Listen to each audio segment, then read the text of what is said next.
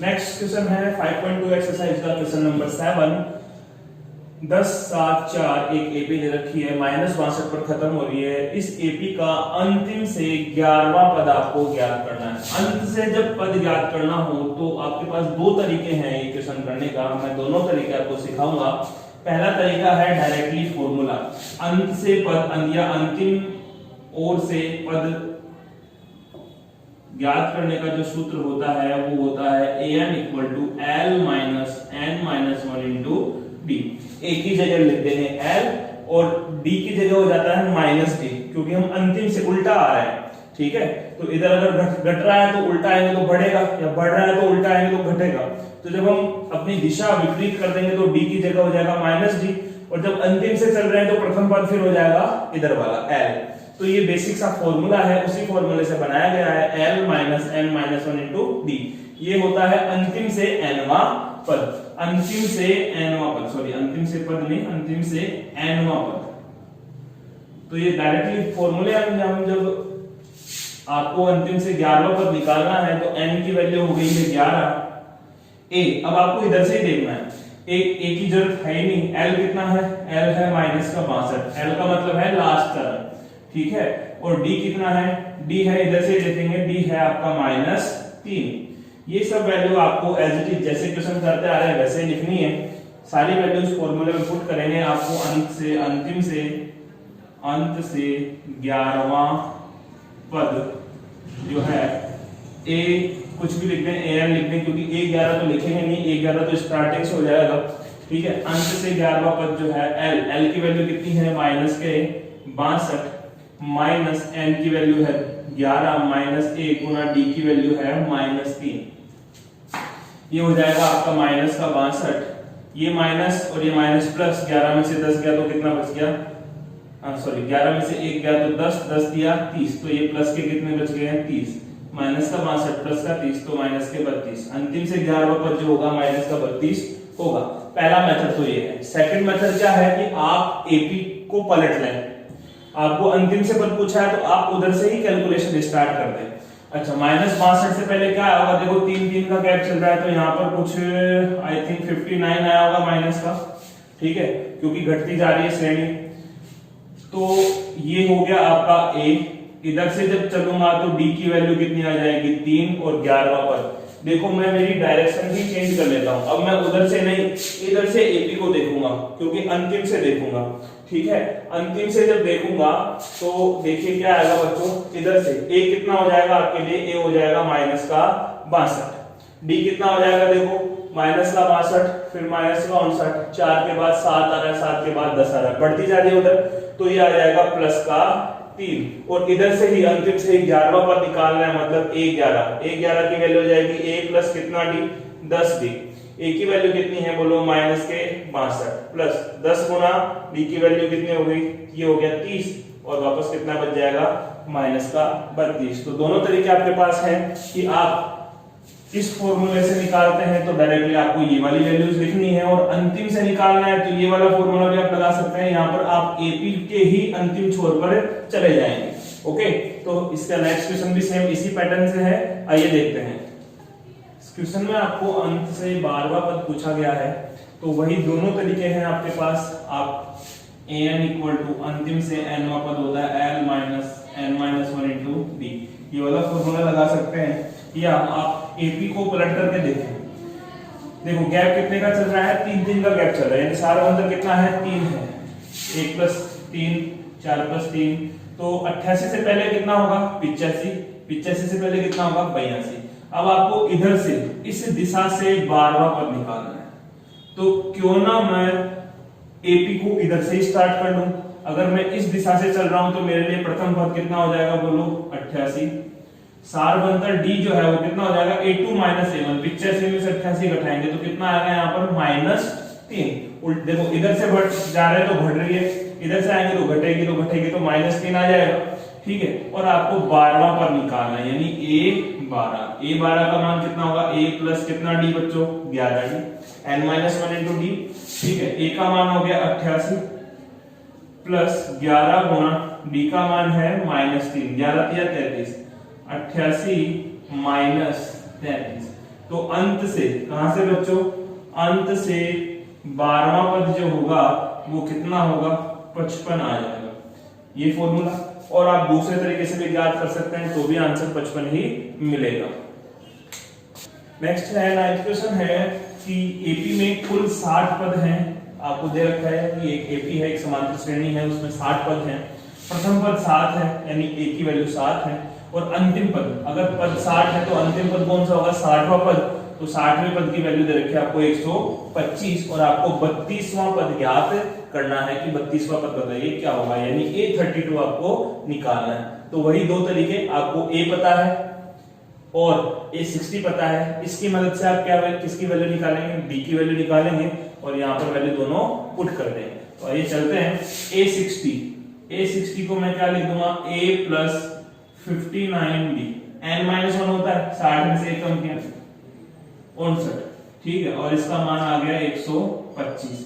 A की value जो है वो हमने लिख दी है 7 प्लस 59D इक्वल टू 125। ये 7 उधर जाके माइनस में चला जाएगा, तो 59D की वैल्यू कितनी आ जाएगी बच्चों, 125 माइनस 7, 125 में से 7 कम किए तो ये आ जाएगा 59D इक्वल टू 118। यहां से 59 अपॉन में चला जाएगा तो D की वैल्यू कितनी आ जाएगी, 118 अपॉन 59। अब आप देखेंगे कि ये 59 से डायरेक्टली दो बार कट गया है, 50 का डबल 100, 9 का डबल 18, 118 बार 59 से दो बार कट गया। तो D का मान कितना आ जाएगा, D का मान आ जाएगा आपके पास 2। आपके पास A ऑलरेडी है, D आ चुका है, तो आपको क्या ज्ञात करना है, आपको ज्ञात करना है 32वां पद, A32 का मतलब क्या होगा, A plus n-1 into D, यानी 31D। आप बकायदा फॉर्मूला लिखें an का, an equal to A plus n-1 into D, n की जगह 32 रखा, 32 माइनस 1 बच गया 31D। A की वैल्यू है 7, ये रही, प्लस 31, D की वैल्यू है 2, 31 को 2 से गुणा करेंगे तो हो जाएगा 62 प्लस 7 आ जाएगा 69। तो इस एपी का 32वां पद 69 होगा। बड़ा ही आसान तरीका है निकालने का। आई होप आपको ये क्वेश्चन समझ में आया होगा। अब चलते हैं नेक्स्ट और लास्ट क्वेश्चन पर। नेक्स्ट और लास्ट 10th क्वेश्चन की 4 संख्याएं समांतर श्रेणी में हैं, एपी में हैं, और चारों संख्याओं का योग जो है 50 है। सबसे बड़ी संख्या छोटी संख्या की 4 गुना है, संख्याएं ज्ञात करो। दो इंफॉर्मेशन है आपके पास, एक तो संख्याओं का योग जो है वो 50 है। कितनी संख्याएं एपी में है, 4 संख्याएं हैं, और सबसे बड़ी संख्या जो है सबसे छोटी संख्या की 4 गुना है, यानी छोटी वाली को 4 से गुणा करें तो बड़ी वाली संख्या प्राप्त हो जाएगी। तो देखिए बच्चों, एक स्पेशल इंफॉर्मेशन है, नोटेशन है या नोट है, आप इसको नोट भी कर सकते हैं कि जब भी आपको एपी में संख्याएं माननी हो, जैसे 3 संख्याएं, 4 संख्याएं, 5 संख्याएं, तो आप कैसे मानेंगे।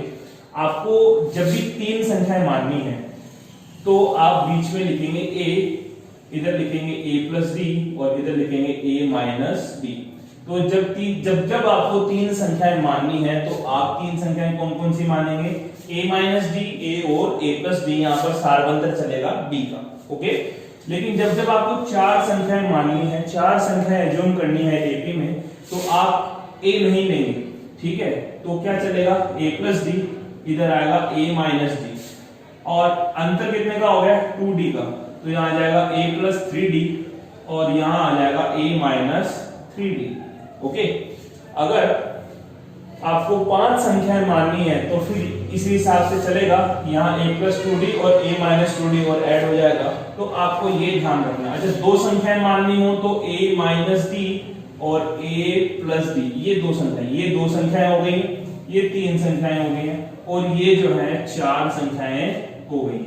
ये कॉन्सेप्ट आपको ध्यान में रखना है। जब भी एपी में संख्याएं एज्यूम करनी हो तो जब इवन नंबर में हम, इवन नंबर का मतलब है 2 संख्याएं या 4 संख्याएं, तो इवन ही सारबंतर लेंगे, यानी 2d का सारबंतर लेंगे। 2d का सारबंतर कैसे आएगा, a minus D, a plus D.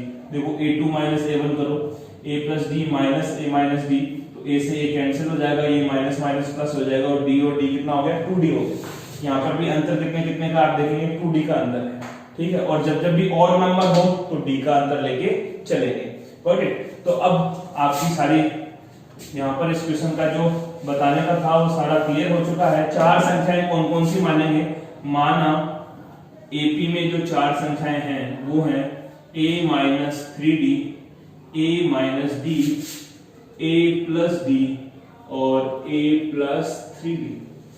Okay, ये a1 a2 a3 a4 हो गया है। बाकी आपको चार संख्या यही माननी है। योग, चारों का योग जो है वो कितना है, 50 है। तो प्रश्नानुसार जब सबका टोटल करेंगे तो देखो a और a, कितना a हो गया है, 4a। चारों संख्याओं को जोड़ना है आपको, ठीक है। माइनस का 3d प्लस का 3d कैंसिल आउट, माइनस का d प्लस का d कैंसिल आउट। भाई हम मानते क्यों हैं, इसीलिए तो मानते हैं कि जब योग करें तो d सारा क्या हो जाए, कैंसिल हो जाए, सिर्फ a बच जाए। तो 4a बराबर कितना आ जाएगा, 50 आ जाएगा। देखो वापस से मैं जोड़ करके दिखा दूं, a minus 3d plus a minus d plus a plus d और प्लस a प्लस 3d। देखो प्लस का 3d माइनस का 3d कैंसिल, माइनस का d और प्लस का d कैंसिल, सिर्फ क्या बचा a। कितनी बार, 1 2 3 4, 4a बराबर कितना आ गया आपके पास, 50 आ गया। तो देखिए दोस्तों 4a का मान आ गया है 50, तो a का मान कितना आ जाएगा बोलो, 50/4 मींस 25/2, 2 से कट गया है 25/2। इसको हम 25/2 की फॉर्म में ही रखेंगे। आप फ्रैक्शन को डेसिमल की फॉर्म में भी लिख सकते हैं, बाकी यही से काम हो जाएगा। इसके बाद सेकंड इंफॉर्मेशन क्या है दोस्तों, सेकंड इंफॉर्मेशन है सबसे बड़ी संख्या छोटी संख्या की 4 गुना है।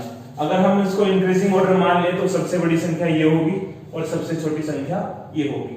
सबसे छोटी की 4 गुना सबसे बड़ी है, मींस प्रश्नानुसार लिख देंगे, प्रश्नानुसार जो फोर्थ नंबर की संख्या है वो फर्स्ट नंबर की संख्या से 4 गुना है।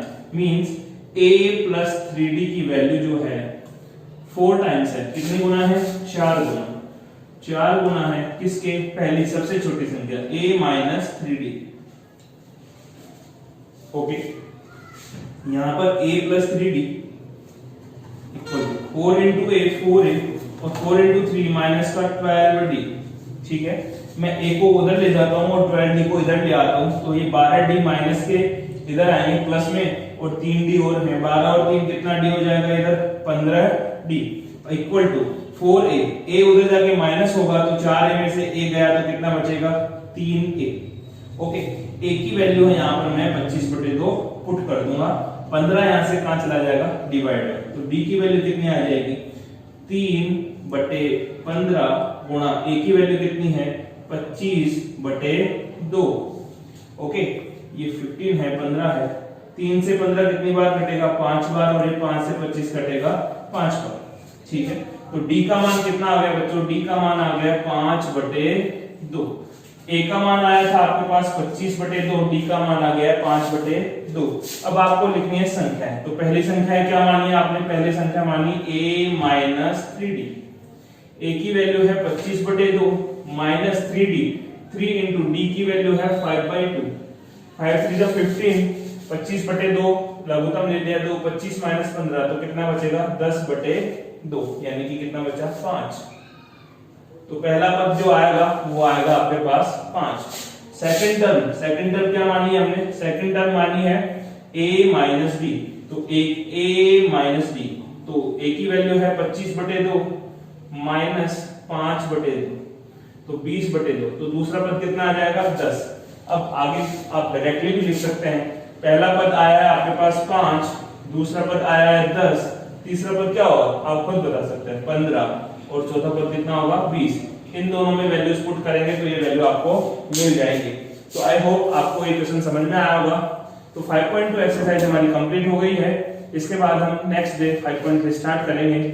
अगर आपको समझ में आ रहा है तो चैनल को लाइक करें, सब्सक्राइब करें और अपने फ्रेंड्स के साथ जरूर शेयर करें, क्योंकि हम जो है ये प्रोग्राम पूरा ईयर लॉन्ग चलाने वाले हैं, मतलब पूरे साल भर, चाहे लॉकडाउन खुले चाहे बंद हो, लेकिन हमारी स्टडी कंटिन्यू चालू रहेगी जब तक कि 10th क्लास का सिलेबस कंप्लीट हम कर नहीं लेते हैं। तो अपने फ्रेंड्स के साथ इसको ज्यादा से ज्यादा शेयर करें। Thank you.